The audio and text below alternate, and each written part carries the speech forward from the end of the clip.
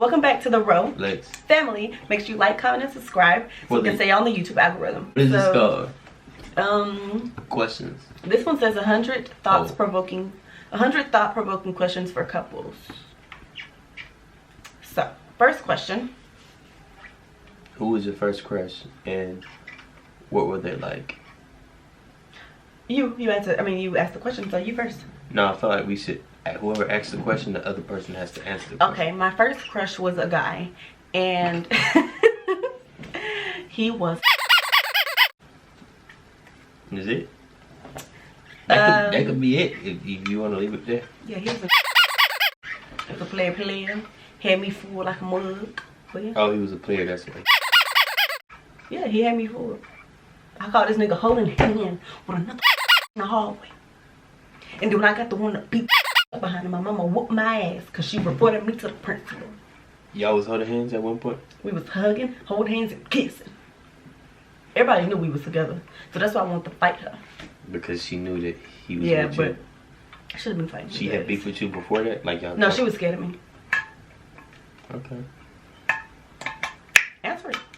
No, that's it. No, answer you it. gotta. We both answered the question. Answer the question. Who was your first crush and what were they like? Was she white? Was she black? Was she purple? Was she gray? That's how we doing it. No, just like the other questions. We asked the question and answered it. We both answered it. Alright.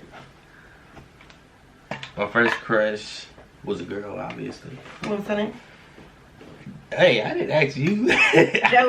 That's your problem. I'm asking you.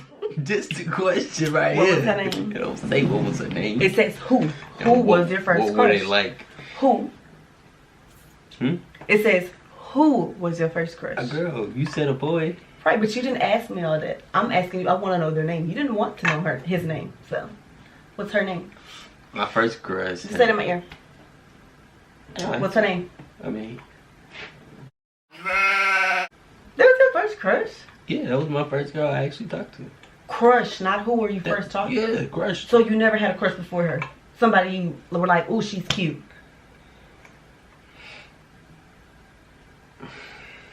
I mean, maybe, yeah. That's what a crush is. But it's not who you were actually talking to. It's who was your first crush. Alright. That counts. Her name was Christian.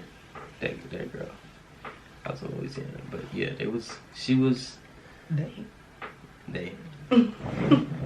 I don't really remember too much about her though. She was white? She was mixed. Nigga got it tight. What was she like? I don't remember. Okay. Second grade. Next question. He just didn't want to answer that question. Can you describe what your first heartbreak was like? I've never been. Tell my relationships, right? You never been heartbroken? No. He was the one doing the heartbreaking. My first heartbreak was, I was in 6th grade. Thought I knew what love was, and my heart was so broken that I went back to him. But I think I posted it on Facebook that I was single again. And my mama and my daddy followed me on Facebook. The next morning, my mama seen it, and she came in my room and was like, "You okay, baby? It's okay. Just know I'm here." I'm like, what is she talking about? You guys broke up. Like, So that's what they were like. After that, I never posted nothing about my relationship on Facebook again. See, that's why parents need to be up on that social media stuff. Number 3, that's what we had. What was the biggest lesson from your worst breakup?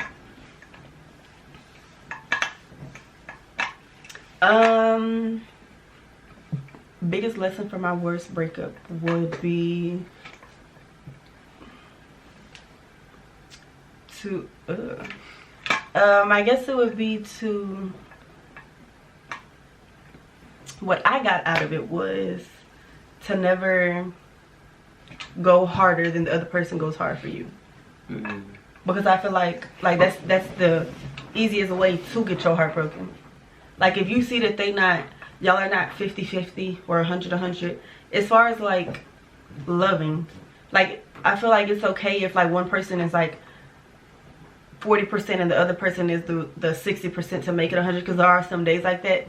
But if it's not constantly like that, And again, not in like a loving way, just like, all right, babe, I'm not feeling good today, da da da. And then the other person, you know what I'm saying? Like a pick me up. Yeah. But like in everything, really, I just feel like I was like the 90 and he was the 10. It was always me. I brought everything to the table. I paid for majority of everything. I was the one driving. I was the one putting gas. Like it was me. Dang. I feel like I was really just being used, and it, like being with me was just like a cover up. I feel like nobody can really tell though. At least in the beginning, because sometimes you. Yeah. And then at a certain point, I just felt like I was in love. A lot of people did notice it and would tell me, but it's like you can't tell nobody anything. They have to see it for themselves. You can tell them as many times as you want, but until they see it, it doesn't mean anything. Next. What's something you used to believe in about relationships that you no longer do? Something I used to believe about relationships. I'm gonna answer first. Yeah. That everybody's the same.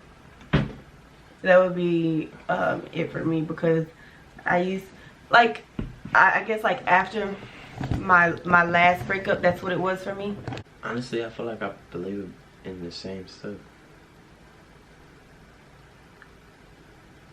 There's not like something that you used to think that you don't anymore. Like all girls are this, or girls are that, or all girls do this, or all girls Nah, do that. because I felt like I always thought about stuff. So I thought about everything possible about girls. And you still believe that? Well, yeah, because I feel like all girls are different. Some of them. I'm saying, like, whatever you believe, you still believe it. Like, you got in a relationship with people, you seem like, oh, she don't do that, or she does do that, but this one didn't. Yeah. I feel the same about how I feel about relationships. Okay. What's something surprising that you were afraid of as a child? That one, I don't know. I feel like the only thing that I was really afraid of as a child was the dark. And I still am afraid of that. Afraid of as a child. And also like doing things on my own. And I'm still kind of a little afraid. Like I be having anxiety when I have to do things on my own. Like go in the store and get this. I'm like, everybody watching me. Really, man. We're just gonna go to the next one. What was your favorite food growing up? Growing up? Growing up. Mine was pizza. Growing Pizza. up, fried chicken. Fried chicken from Chicken Plus. If you from Homestead, for real, if you from Homestead, Chicken Plus. If you from Homestead. If you from Homestead, you know what I'm talking about. Chicken Plus. Whew. What's your favorite meal now? I would say Burgers. not for me. Your favorite meal now is wings. So I'm it trying didn't to change think that much. if it, but it did. Because when I say fried chicken, it was like literally just fried chicken, no flavoring, like no sauce on it. So like just fried chicken. Yeah, just plain fried chicken. Don't they have to season the chicken? But I'm right? saying no sauce on it. Yeah. With chicken wings, you have hot sauce on it. You got barbecue on it. Plain fried chicken, crunchy fried chicken. So that's probably still your favorite food. My favorite would be wings now. No. Yeah, wings. Hot wings. Brew wings. Wingstop.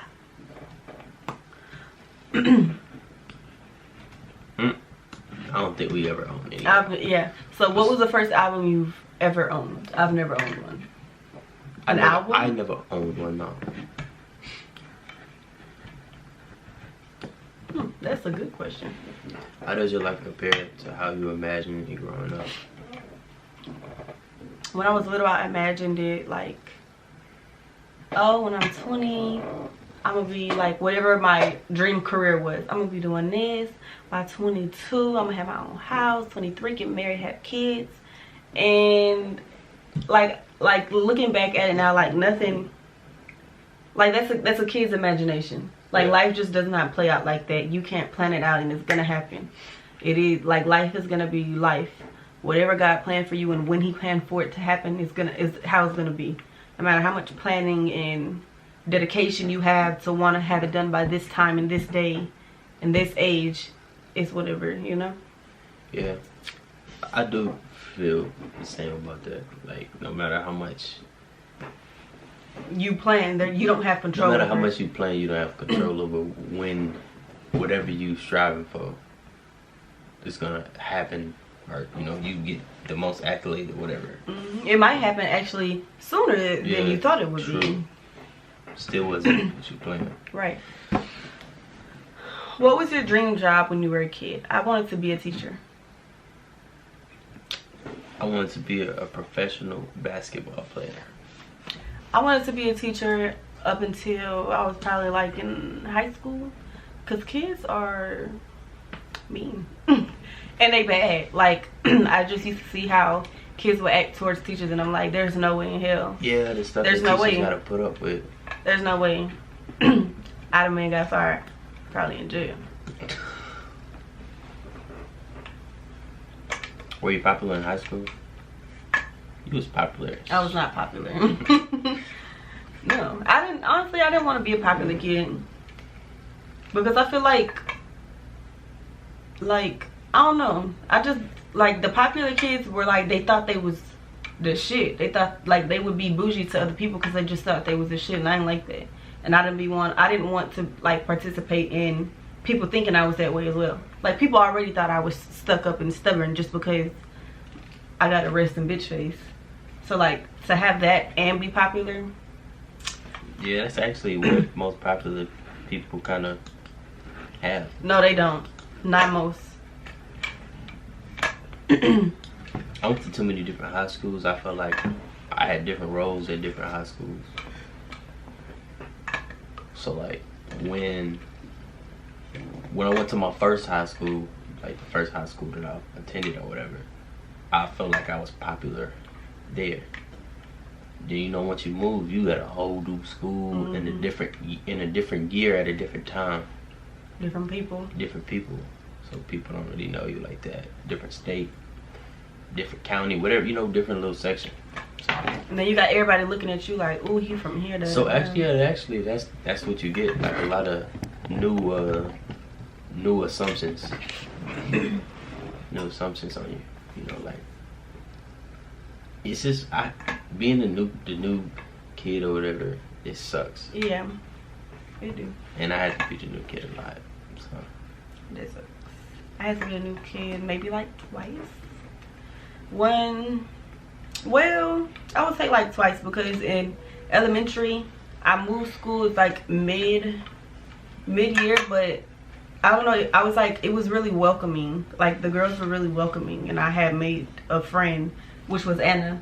I met her in first grade.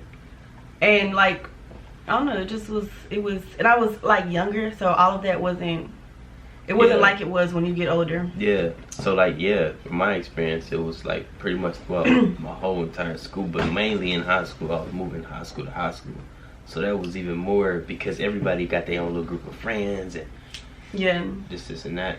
And then my second time was middle school, which was going to Ross Sterling. And it was awkward.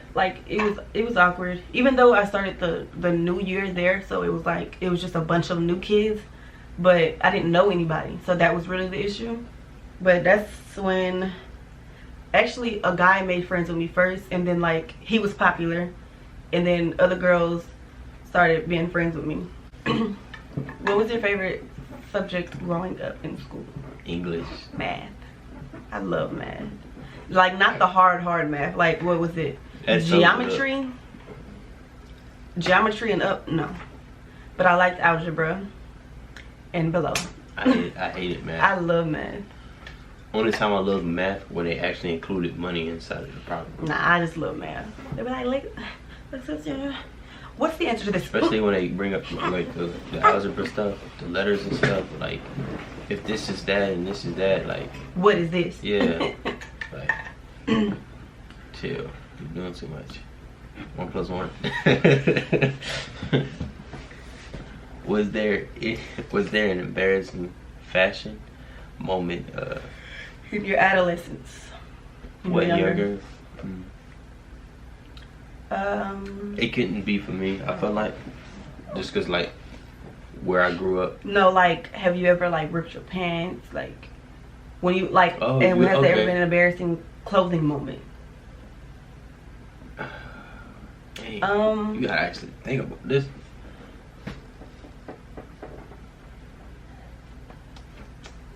Let me see. I don't think I ever ripped my pants or nothing before.